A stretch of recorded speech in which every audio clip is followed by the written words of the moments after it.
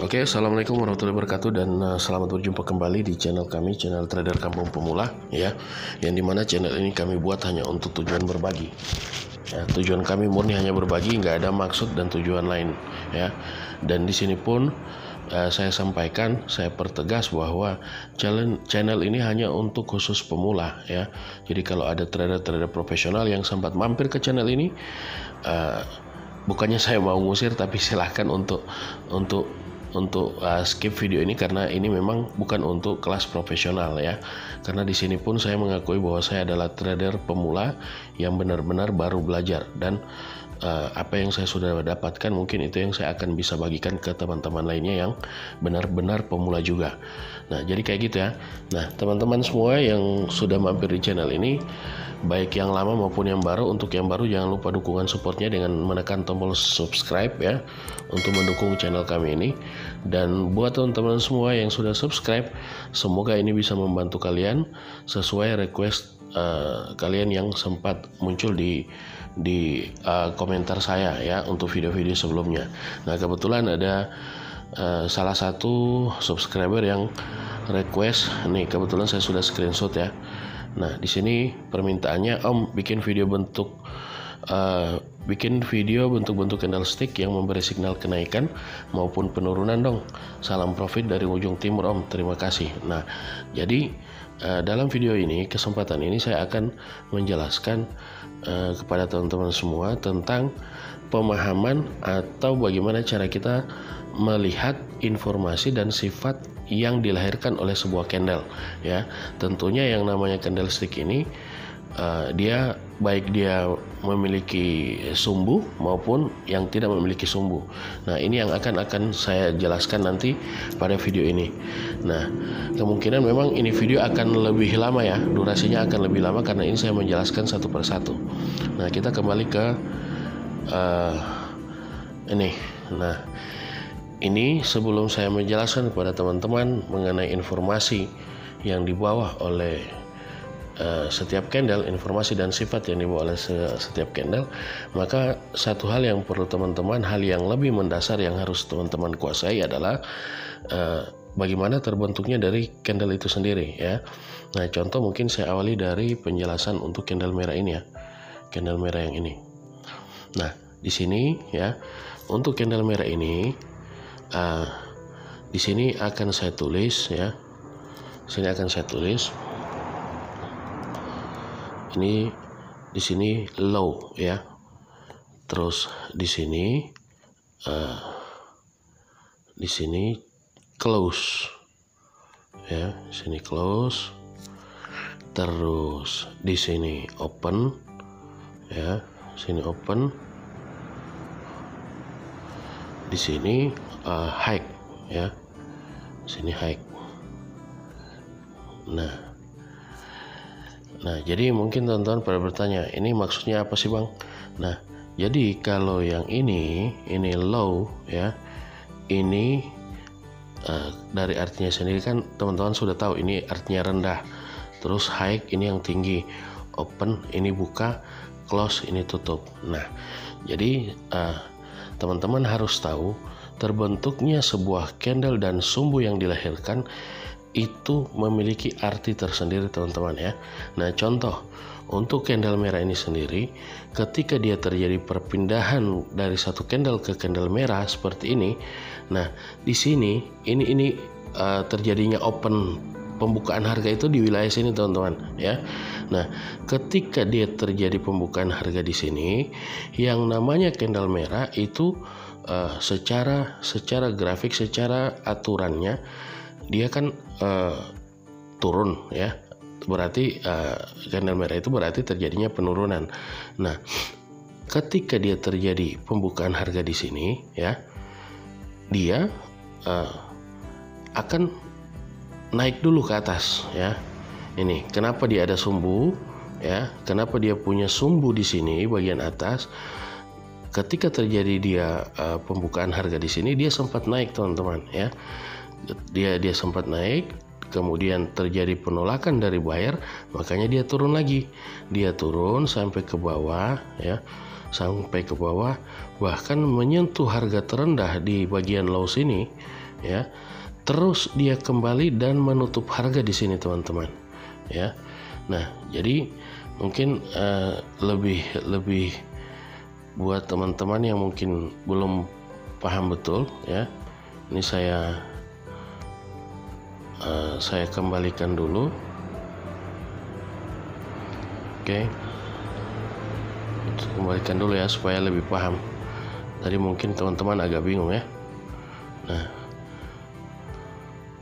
Nah, jadi ketika terjadi perpindahan candle, ini perhatikan dia terjadi pembukaan harga di sini, ya. Di bagian atas ini, bagian open yang saya tulis open, terjadi pembukaan harga di situ, ya. Namun sebelum dia terjadi penurunan, dia sempat ke atas dulu, ya. Dia sempat naik ke atas, ya. Dia sempat naik ke atas, terus dia turun ke bawah, ya. Turun ke bawah, menyentuh harga terendah, ya. Di bagian low sini, teman-teman, dia naik ke atas dulu, terus menyentuh harga terendah karena ada penolakan dari bawah, sehingganya dia naik dan menutup harga di sini, teman-teman, ya. Kira-kira kalimat saya ini bisa dipahami ya. Nah, jadi ini makna terbentuknya sumbu dalam setiap candle itu seperti itu. Nah, nanti saya akan menjelaskan selanjutnya kenapa dia sampai terbentuk sumbu, ya. Jadi kayak gitu, teman-teman, ya. Nanti saya akan jelaskan. Nah, jadi seperti itu ya. Dia terjadi pembukaan harga di sini, terus dia sempat naik ke atas dulu, terus turun ke bawah, terjun ke bawah dan sempat menyentuh harga terendah di sini. Nah, karena ada penolakan dari bawah, makanya dia naik dan melakukan penutupan harga di sini, teman-teman. Nah, kira-kira sampai di situ teman-teman sudah paham ya? Oke. Nah, jadi kayak gitu ya, gampang sebenarnya. Nah, jadi kita lanjut ke candle hijau. Nah, jadi di sini perhatikan teman-teman ya. Ini teman-teman harus ingat ya. Untuk candle merah, posisi open atau pembukaan harganya di sini. Ya, terus penutupan harganya di bawah. Ya. Nah, karena kenapa? Karena pembukaan penurunan harga itu dia dari open dia turun dulu, terus terjadi close penutupan harga di sini. Nah, itu untuk candle merah. Sekarang kita lanjut untuk candle hijau. Nah, untuk candle hijau dia berbanding terbalik, teman-teman, ya. Nah, jadi di sini ya di panah bawahnya dia sama. Ini harga terendah, terus yang di atas juga sama, high. Namun yang berbeda adalah tombol di sininya ya. Kalau di candle merah opennya di sini ya, karena dia dari atas menuju ke bawah ya, opennya di sini. Kalau candle hijau opennya di bawah, teman-teman ya, opennya di bawah. Karena candle hijau identik dengan kenaikan ya, dia identik akan terjadinya kenaikan ya. Makanya ketika terjadi perpindahan candle di sini ya, dia pembukaan harga di sini. Kenapa dia muncul sumbu bawah? Karena ketika terjadi pembukaan harga dia masih sempat ke bawah, teman-teman ya. Dia sempat ke bawah, terus naik ya, menyentuh harga tertinggi di sini. Nah, ketika ada penolakan dari atas, makanya dia turun dan menutup harga di bagian sini. Jadi di sini open ya, di sini, dan menutup harga di sini, bagian sini. Ya, close-nya di sini, teman-teman. Nah, jadi berbanding terbalik dengan candle merah kan, teman-teman. Kalau candle merah opennya di atas, close-nya di bawah sini. Kalau candle hijau opennya di bawah, close-nya di atas, kayak gitu. Nah, kira-kira sampai di situ teman-teman mungkin bisa paham ya. Nah, oke. Jadi perbedaannya hanya di situ saja. Nah, terus seperti yang saya sampaikan tadi, dari mana sih terlahirnya sumbu untuk tiap candle? Nah, kita lanjut. Saya akan jelaskan di gambar selanjutnya ya. Nah, kita jelaskan untuk candle hijau dulu. Nah, di sini teman-teman bisa lihat. Nah, hijau itu kan identik dengan yang namanya kenaikan. Terus merah informasinya atau Ya, informasinya itu pada umumnya diartikan adalah terjadinya penurunan ya. Nah, jadi di sini saya sudah gambarkan ya. Ini sengaja saya sudah setting, memang saya sudah gambar. Ibarat kita masih sekolah dulu, ini garis X dan Y ya. Di sini teman-teman bisa lihat, ini garis X dan Y. Nah, ini ada beberapa contoh candle yang saya sudah gambar. Ini yang pertama, kedua, ketiga, keempat, kelima, keenam, ketujuh. Nah, Bang, kok 7? Ya, karena memang model-model candle itu sebenarnya banyak. Kalau kita pelajari secara umum, ini istilah-istilahnya banyak. Bahkan ada yang bilang dalam bahasa Inggrisnya, contoh kayak ini katanya hammer, ada yang namanya doji, ada yang namanya morning star dan sebagainya. Nah, itu sebenarnya kalau untuk saya sendiri paling malas untuk menghafal kalau nama dan model-model candle yang terlalu banyak ya. Makanya di sini saya saran saya buat teman-teman semua, ketika penjelasan saya ini jalan mengenai penjelasan candle, nggak usah diingat nama-namanya, cukup dipahami saja ya, nggak usah dihafal. Kalau hafal malah susah ya. Nah, jadi seperti yang saya sampaikan tadi, bahwa saya contohkan untuk candle yang ini ya, candle pertama ya, saya jelaskan di sini. Ini candle yang pertama. Nah, di sini teman-teman pasti akan paham dari mana datangnya lahirnya sumbu itu kayak gimana gitu ya. Nah, jadi kayak contoh yang ini, yang candle pertama dulu ya, saya jelaskan. Nah, awalnya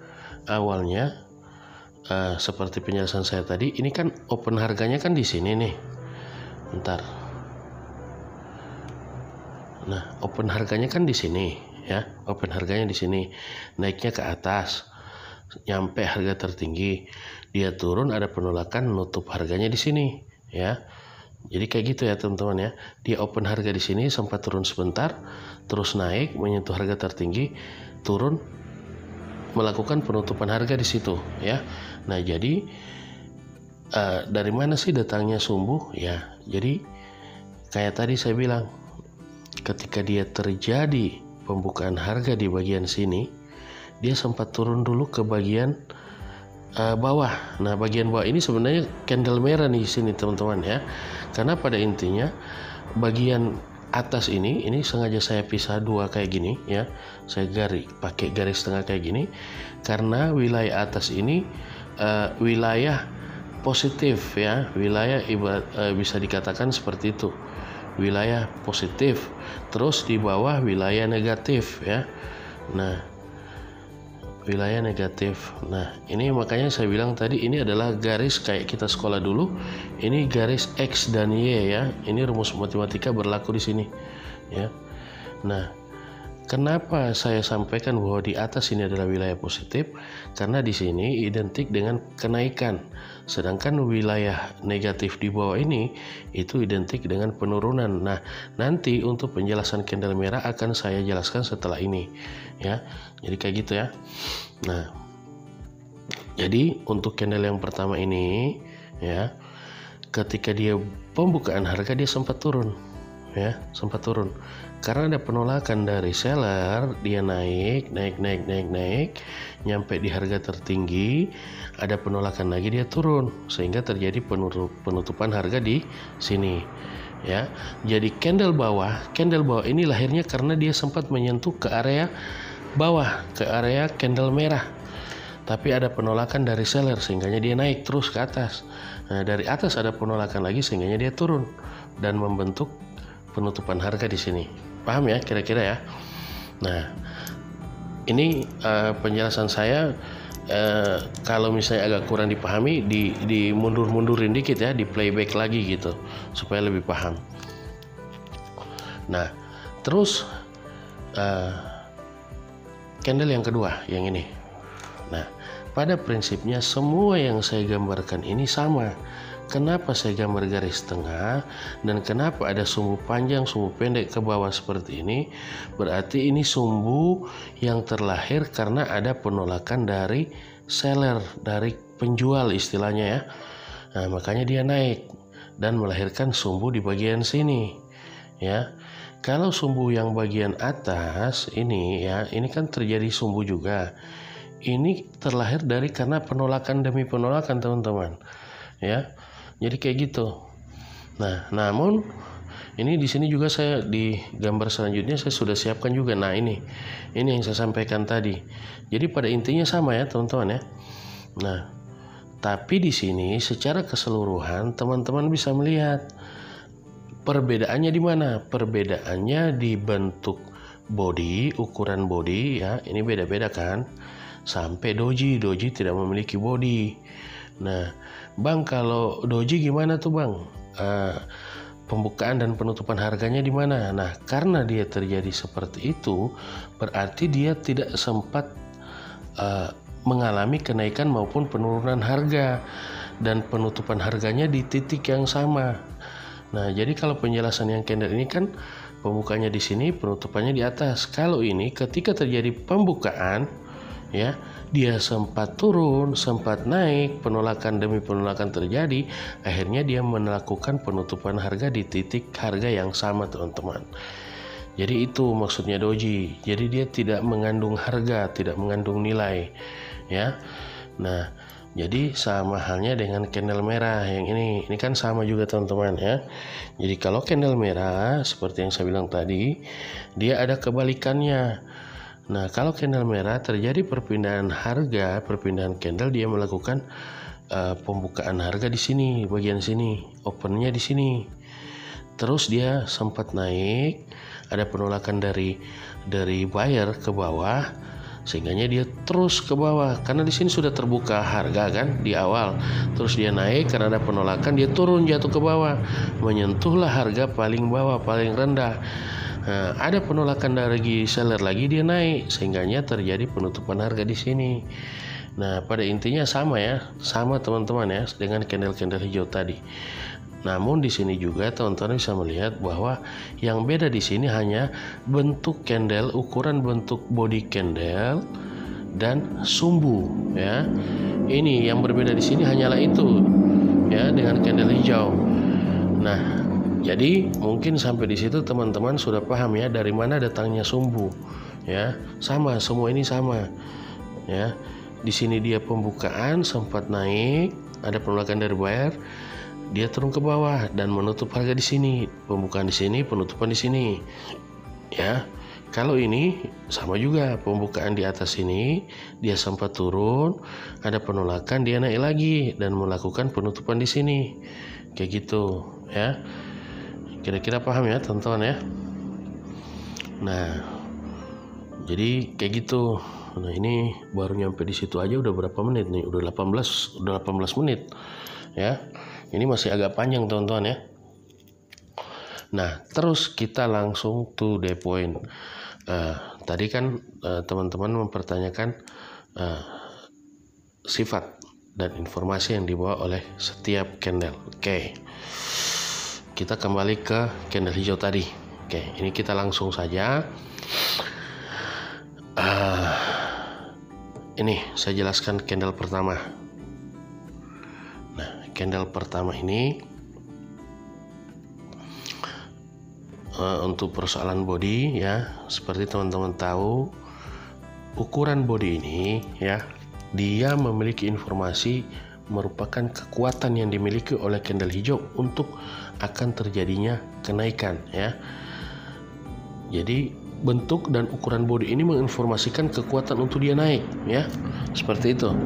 Nah, terus dalam sifat candle ya, jadi di candle ini menurut saya ada dua hal yang dibawa oleh candle ya. Yang pertama adalah informasi ya, informasi yang dimiliki oleh tiap candle. Terus yang kedua ya, ini kan informasi. Yang kedua, lahirnya sumbu pada setiap candle itu memberikan arti sifat ya, sifat atau karakter yang dimiliki oleh candle itu sendiri. Nah, jadi untuk informasi kita cancel dulu, kita bahas mengenai sifat ya. Kita bahas mengenai sifat dari setiap candle. Nah, berbicara sumbu ya, terbentuknya sumbu, ini perhatikan ya. Ini perhatikan teman-teman. Ada dua hal lagi. Yang pertama namanya tekanan. Ya. Namanya tekanan. Terus yang kedua namanya adalah dorongan ya. Dorongan. Oke. Nah, kira-kira kalau dari candle yang ini, yang pertama, menurut teman-teman mana yang masuk kategori tekanan dan mana yang masuk kategori dorongan? Coba. Nah, mungkin untuk di awal ini teman-teman pasti bingung ya. Nah, yang namanya tekanan, ditekan ya, ditekan. Kalau dilihat dari model candle ini, tekanan itu, yang namanya tekanan itu berarti dari atas ke bawah ya, yang ini. Berarti dia ditekan ya. Nah, yang dorongan yang mana Bang? Yang ini, didorong ke atas ya. Nah, ini khusus bagian ini tolong dipahami baik-baik ya. Pahami baik-baik. Nah, kita kembali lagi supaya lebih paham. Di candle yang hijau ini terjadi tekanan dari atas ke bawah. Nah, namanya ditekan ya, berarti dari atas ke bawah ya. Terus yang di bawah, sumbu di bawah ini namanya dorongan ya. Ada dorongan dari bawah untuk terjadinya kenaikan. Nah, kira-kira saya tanya sama teman-teman, antara tekanan dan dorongan lebih panjang mana, lebih kuat mana? Kalau dilihat dari panjangnya sumbu ya. Kira-kira menurut teman-teman, tekanan atau dorongan yang lebih kuat? Nah, tentunya kalau dilihat dari ukuran sumbu, berarti tekanannya itu lebih kuat ya. Tekanannya lebih kuat ke bawah ketimbang dorongan yang ke atas. Coba lihat. Jelas kan? Tekanan dari atas ke bawah lebih kuat, lebih panjang ketimbang dorongan dari bawah ke atas. Nah, kira-kira informasinya apa Bang yang dibawa oleh candle ini? Sifatnya seperti apa? Anunya seperti apa? Ini kan kalau teman-teman tahu, kalau candle hijau menginformasikan kekuatan naik dan informasi arah harganya ke atas. Nah, namun dari sumbu yang terlahir dari tiap candle ini, teman-teman bisa mengartikan ketika terjadinya tekanan dari atas lebih kuat dari ketimbang dorongan dari bawah, maka candle ini ya, khusus candle ini itu sifatnya adalah penurunan. Nah, penurunan. Bang, bukannya candle hijau naik? Iya. Bukannya sumbu atas lebih panjang itu adalah tanda bahwa dia naik? Iya, itu adalah informasi ya. Makanya saya bilang tadi, itu adalah informasi yang dibawa oleh candle ini. Ya. Dia memiliki sumbu panjang atas, itu adalah informasi ya. Itu adalah informasi itu tidak langsung terjadi ya. Informasi itu tidak langsung terjadi. Makanya di video-video saya sebelumnya sering saya sampaikan, ketika saya menganalisa candle, saya berpatokan di informasi, terus saya akhiri dengan konfirmasi ya. Nah, jadi namanya informasi itu kebenarannya belum pasti, bisa iya, bisa tidak ya. Paham ya kira-kira ya? Informasi. Jadi yang teman-teman pahami, candle hijau naik, panah atas panjang naik, iya, itu informasi. Tapi belum tentu benar. Tapi kalau teman-teman nanya, sifatnya itu apa Bang? Ya, sifatnya apa? Sifatnya ini penurunan karena tekanan dari atas lebih kencang daripada dorongan di bawah. Paham ya kira-kira ya? Berarti candle yang model seperti ini, sumbu atas lebih panjang, sumbu bawah lebih pendek, informasinya memang naik, tapi sifatnya ya, sifat yang diberikan oleh candle ini adalah penurunan. Sampai di situ paham kira-kira? Nah, mungkin teman-teman sudah paham ya. Oke, kita lanjut ke candle yang kedua. Candle yang ini. Nah, coba lihat, perhatikan. Antara tekanan dan dorongan lebih kuat mana? Nah, kalau penjelasan saya pertama tadi, mungkin teman-teman sudah bisa mengambil keputusan bahwa bank tekanannya tidak sekuat dorongan. Benar. Kalau tekanan tidak sekuat dorongan, berarti informasi dia ke bawah ya. Informasinya dia ke bawah. Tapi sifatnya karena dia ada dorongan lebih kuat dari bawah, maka dia naik. Jadi ingat, perhatikan, informasi dan sifat itu adalah dua hal yang berbeda. Ya, informasi ya belum tentu kebenarannya. Makanya jangan heran ketika teman-teman melihat market, meskipun candle yang kita lihat menginformasikan kenaikan, ya, menginformasikan kenaikan, tapi yang terjadi apa? Malah penurunan. Karena teman-teman tidak melihat sifatnya, hanya melihat informasinya. Kayak gitu. Ya. Nah, kira-kira sampai situ paham ya? Oke. Kita lanjut ke candle yang ketiga. Oke. Nih, candle yang ini. Dia botak atas. Oke. Nah, kira-kira antara tekanan dan dorongan mana nih? Tadi saya bilang kalau ini tekanan dari atas ke bawah, dorongan dari bawah ke atas. Sekarang yang ada hanya dari bawah ke atas, berarti yang ada hanyalah dorongan. Dia nggak memiliki tekanan, ya. Nah, kenapa dia botak atas, tidak memiliki sumbu atas? Karena tidak ada yang menekan dia dari atas, teman-teman. Ya. Tidak ada tekanan, tidak ada yang menekan dia dari atas, makanya dia botak atas, candlenya botak atas. Ya, kira-kira paham ya dengan kalimat saya? Jadi dari bawah terjadi dorongan, dari atas tidak ada tekanan. Nah, kira-kira yang akan terjadi ya. Nah, oke, dari informasi mungkin teman-teman bilang, "Bang, ini harusnya ke bawah." Iya, karena sumbu panjangnya di bawah, itu informasi ya, itu informasi. Tapi karena dia memiliki dorongan dari bawah ke atas dan panjang, berarti dorongannya sangat kuat untuk supaya candle selanjutnya akan terjadi kenaikan. Kayak gitu. Paham ya? Pasti teman-teman pada bingung. Nah, makanya saya bilang jangan dihafal, cukup dipahami ya. Nah, oke, kita lanjut ke candle yang berikut. Candle yang ini. Nah, ini juga sama ya. Dorongan tidak sekuat tekanan. Berarti candle ini kemana? Ke bawah apa ke atas? Ya, kalau ada yang bilang ke atas, nah berarti Anda belum paham. Kalau yang bilang ke atas, berarti yang dilihat hanya informasi ke atas, tapi sifatnya nggak ditahu. Ya, antara dorongan dan tekanan lebih kuat tekanan, teman-teman. Dorongan nggak mampu sekuat tekanan ini. Jadi informasi yang dibawa adalah kenaikan, namun sifatnya akan terjadi penurunan. Ya. Paham ya? Oke.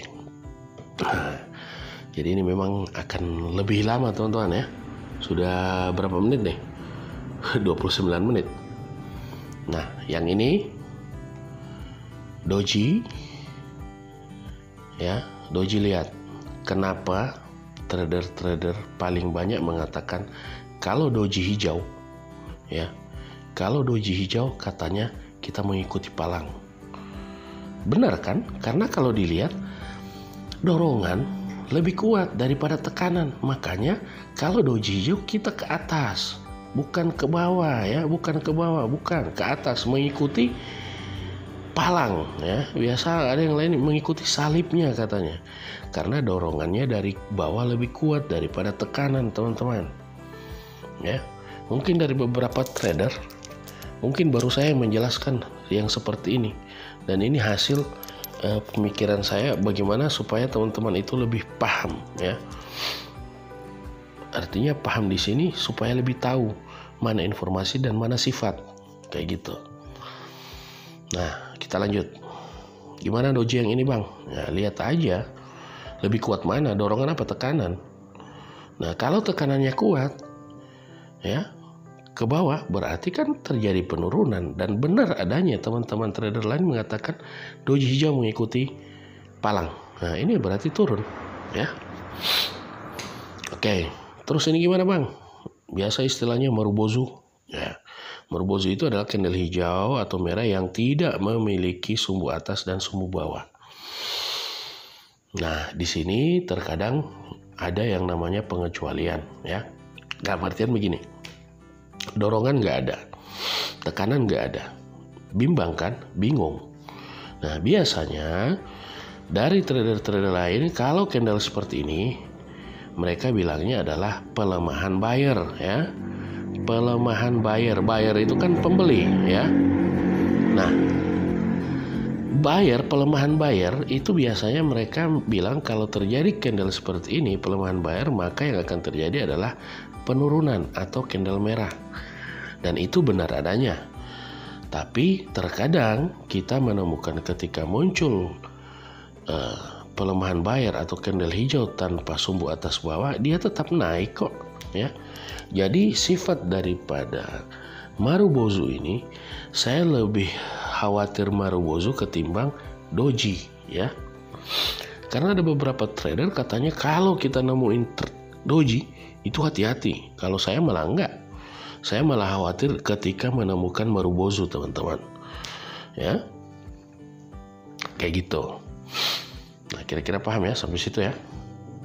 Nah, jadi saya ambil kesimpulan, saya langsung kasih tulisan ya, kode-kode aja.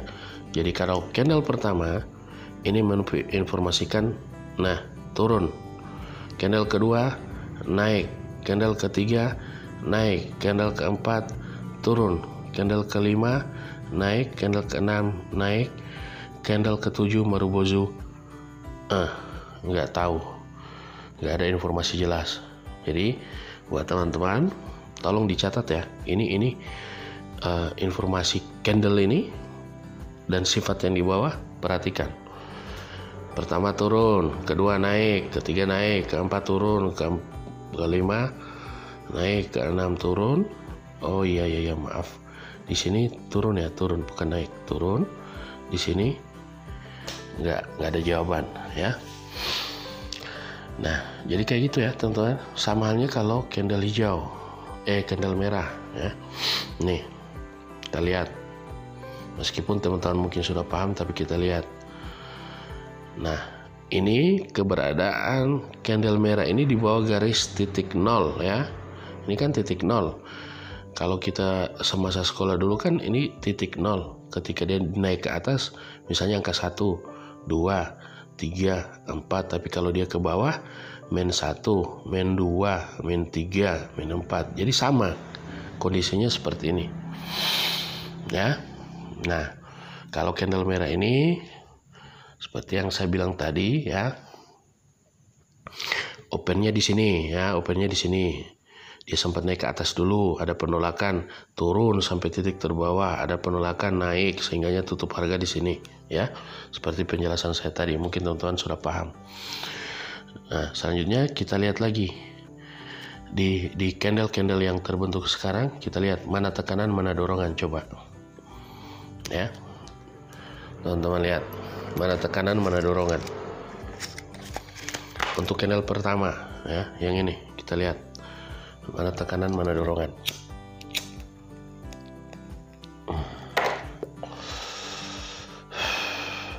Nah, candle pertama ini kan sumbu bawah lebih panjang nih ya.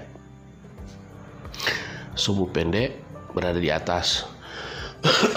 Nah, seperti yang video yang pernah saya jelaskan di video kedua, ketiga kalau nggak salah ya. Kalau candle merah yang kita baca adalah sumbu pendek, itu informasi. Ya, itu adalah informasi. Nah, kalau untuk candle merah ini pembacaan sifat ya, informasi dan sifat ini memang ada kecocokan ya. Karena kalau kita lihat, kenapa saya bilang ada kecocokan? Sama halnya posisi tadi ya, posisi candle hijau. Ini tekanan, ini dorongan. Nah, kalau sumbu bawah panjang, sumbu atas pendek berarti menginformasikan kenaikan. Ya. Jadi kalau candle merah ya, kalau candle merah kita informasi harganya terjadi dari sumbu pendek, sifatnya dari sumbu panjang ya.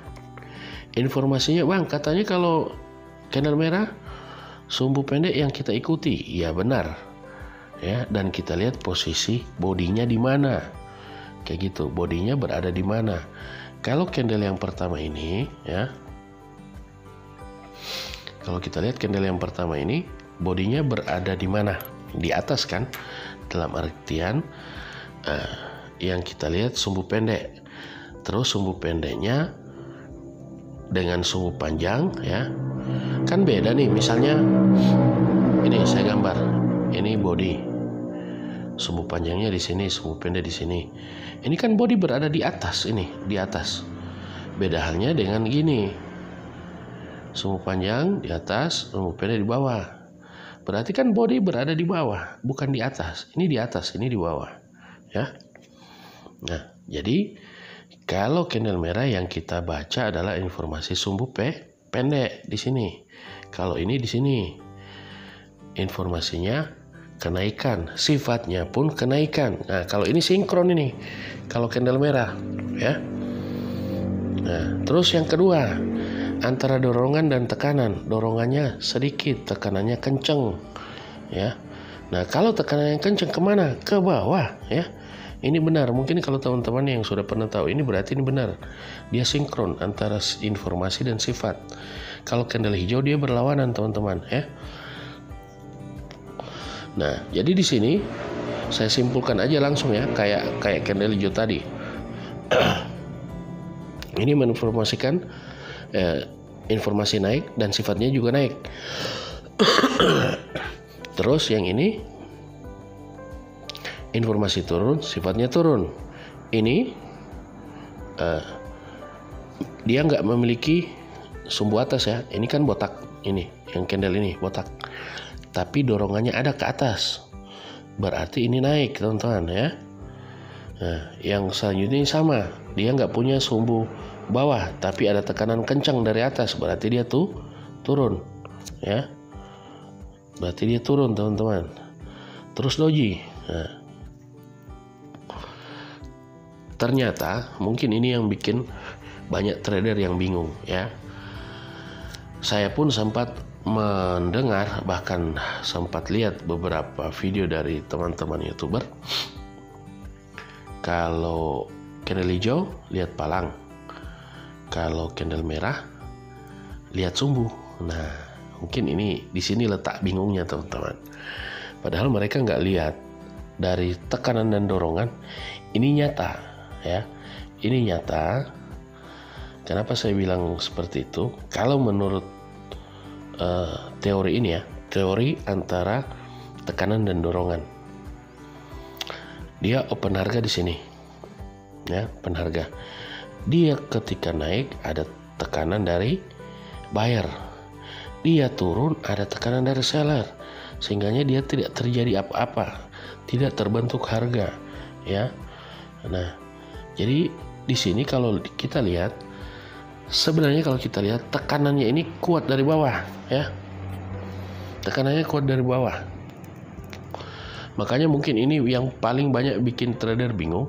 kalau secara teori ini sebenarnya mengarah ke atas.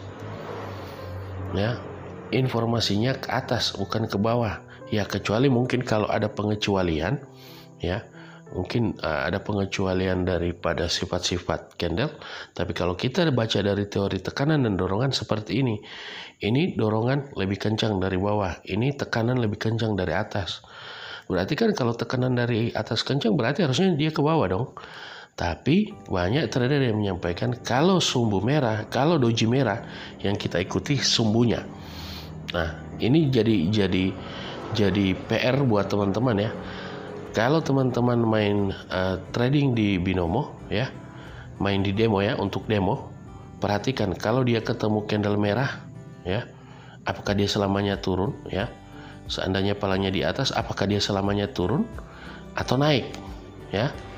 Nah, makanya di beberapa trader mengatakan kalau kita nemu doji, mereka terkadang katanya rawan untuk transaksi di situ. Memang sebenarnya, karena katanya doji itu ada dua kemungkinan, apakah akan terjadi penerusan harga atau terjadi pembalikan harga. Nah, jadi mungkin di situ juga jadi satu hal pertimbangan buat kita ya. Nantinya kalau candle hijau mungkin sesuai teori tekanan dan dorongan. Namun kalau candle merah dia berlawanan teman-teman ya. Nah, jadi kayak gitu. Nah, terakhir yang ini ya, Marubozu merah. Ini juga sama kayak tadi. Nggak ada tekanan, nggak ada dorongan. Nah, kita yang perlu kita khawatirkan hanya ini. Kalau doji nggak terlalu buat saya. Kalau Marubozu baru saya khawatir ya. Nah, jadi kayak gitu aja teman-teman ya. Nah, semoga teman-teman bisa paham ya. Kalau memang masih kurang paham, silakan di playback, dimundur-mundurin video saya, dipahami, dianalisa. Ini adalah teori tekanan dan dorongan teman-teman ya. Mungkin banyak banyak trader-trader mungkin pernah membahas teori tekanan dan dorongan, tapi penjelasannya mungkin berbeda dengan saya ya. Jadi seperti itu. Nah, kita lihat waktunya sudah berapa menit. Wah, udah 42 menit teman-teman ya. Mungkin saya rasa terlalu lama. Jangan sampai teman-teman bosan mendengarkan penjelasan saya. Jadi mungkin dari saya hanya seperti itu ya. Buat teman-teman yang baru mampir atau benar-benar pemula, tolong dipahami benar ya, dipahami baik-baik penjelasan saya, dan semoga informasi ini bisa bermanfaat buat teman-teman semua. Oke, demikian dari kami, dari channel Trader Kampung Pemula. Dan yang buat baru mampir, jangan lupa dukungannya dengan menekan tombol subscribe ya. Dan yang sudah lama, jangan lupa supportnya untuk menekan tombol like. Dan kalau ada kritikan, silakan komentar di kolom komentar.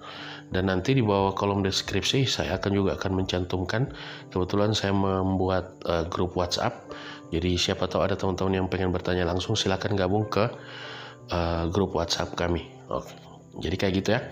Nah, demikian dari kami teman-teman. Terakhir kami ucapkan wassalamualaikum warahmatullahi wabarakatuh.